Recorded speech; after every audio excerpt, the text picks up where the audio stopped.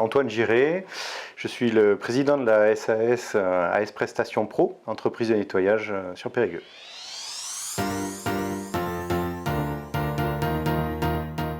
J'ai fait une année universitaire, ensuite j'ai fait un BTS en alternance avec la Société Générale, un BTS force de vente, donc en 99.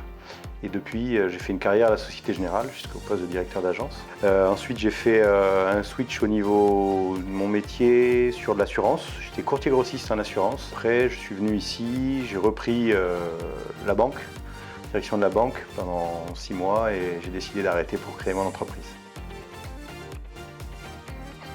Le lien, il n'y a pas de lien avec le nettoyage pro. En revanche, il y a un lien avec la création d'entreprise, puisque moi j'ai toujours accompagné les professionnels. Et puis un jour, une de mes clientes est venue me voir en disant j'ai plein de sollicitations pour le nettoyage pour le professionnel, alors qu'elle s'occupait plutôt de la partie privée et particulier.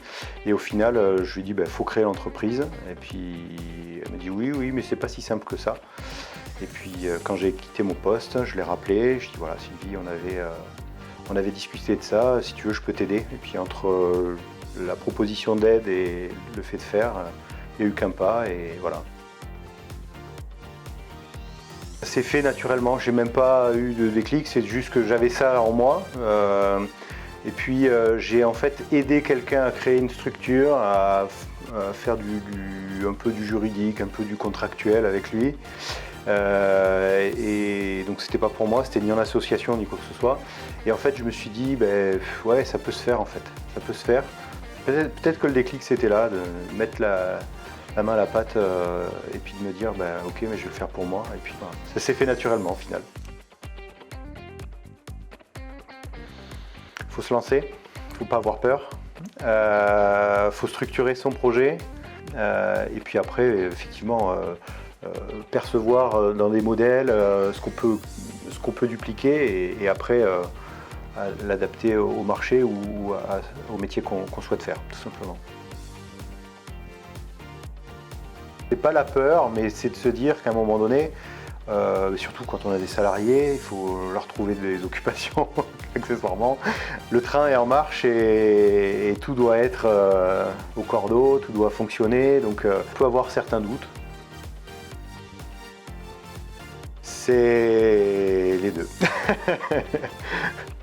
Il y a des côtés faciles et des côtés difficiles, mais il ne faut pas hésiter.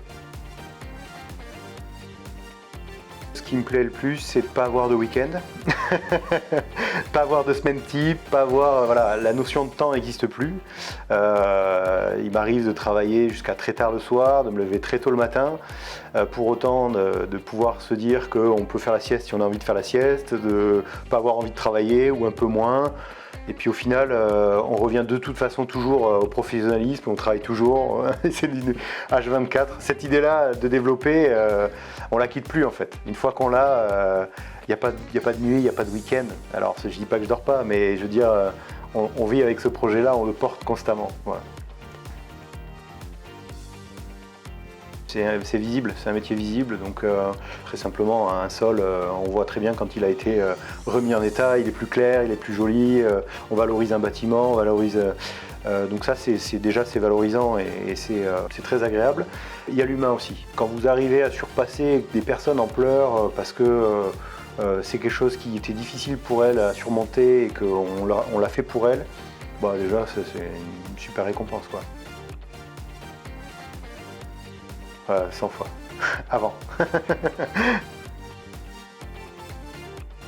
De s'ouvrir aux créateurs, d'écouter les histoires d'entrepreneuriat et de s'en inspirer, de ne pas s'arrêter à des questions purement matérielles et de foncer quoi.